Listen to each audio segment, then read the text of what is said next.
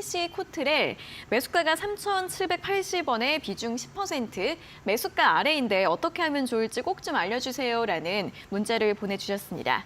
KC 코트렐이 최근에 굉장히 강한 움직임이 나왔었죠. 어제 이제 고점이 4,250원까지 올라갔다가 어제 같은 경우에는 하락세로도 매물이 많이 나오면서 마감이 됐고 오늘 종가가 3,525원으로 끝이 났습니다.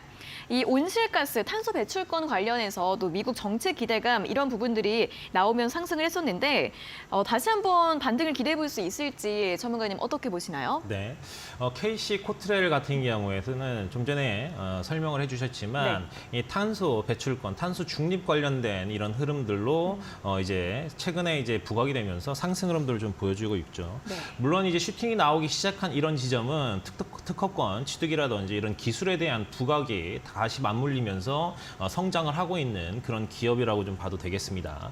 실질적으로 지금 이제 KC 코트렐 같은 경우 탈환 폐촉매 바나늄 추출 장비와 관련된 특허를 좀 취득을 했다라는 얘기들이 뭐 이제 언론을 통해서 좀 나오면서 실적과는 뭐 무관하게 상승 흐름들을 좀 보여주고 있습니다. 최근 물론 뭐 히토류 관련된 이슈들로 인해서 다시 한번 부각이 되는 그런 모습이고 히토류가 이제 부각이 된다면 2차 전지 섹터에 대한 뭐 이제 악재라고 이제 해석을 해도 좀 무방을 한데요. 이제 이런 부분들이 국책과제를 통해 가지고 이제 황과 바나늄을 제거하는 이런 기술을 이제 특허를 좀 취득을 했기 때문에 이런 부분들이 계속 좀 부각이 되고 있습니다.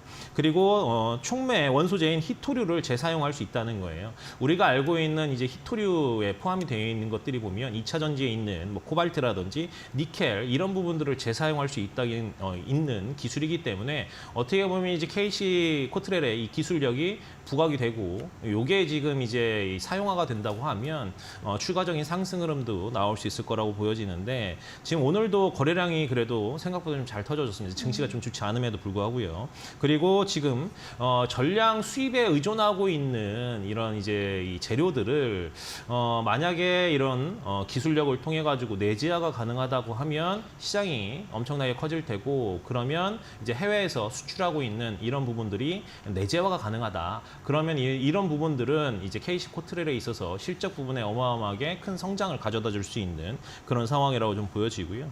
중국에서 히토류를 이제 뭐 미국이나 유럽 쪽에 수출을 금지하겠다라고 하면서 재부각되고 있는 그런 추세라고도 좀 보여집니다. 왜냐하면 히토류 같은 경우에는 중국이 전 세계 공급망의 80% 이상을 차지하고 있기 때문에 계속 추가적인 부각이 나올 수 있을 거라고 보여지고요. 사실 지금 현재 뭐 이제 대한민국의 대통령도 이제 방미를 좀 진행을 하고 있는데 지금 이 중국과의 사이가 틀어질 수 있는지 이 여부를 좀 확인을 해야 되거든요. 사실 이제 방미를 갔다 온 이후에 중국이 어떤 코멘트를 남길지 어떤 자극적인 워닝을 남길지는 뭐 알 수 없지만 이런 이제 관계들이 이 친미 쪽으로 가게 된다고 하면 아무래도 중국과의 사이는 조금은 벌어질 수밖에 없기 때문에 이런 재료들이 부각이 된다고 하면 추가적인 상승도 있을 거라고 좀 보여집니다.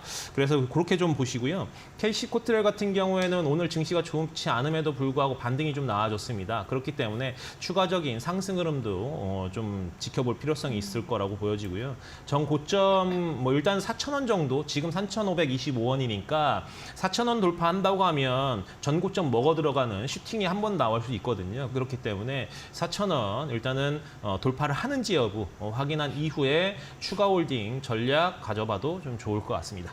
네, KC 코트렐 워낙에 또 이슈가 있는 섹터이기 때문에 추가 상승 기대해 볼 수 있겠다라는 전략 드렸고요. 4,000원 돌파 여부 확인한 다음에 더 추가 홀딩할 수 있을지 여부 함께 확인해 보시면 좋겠습니다.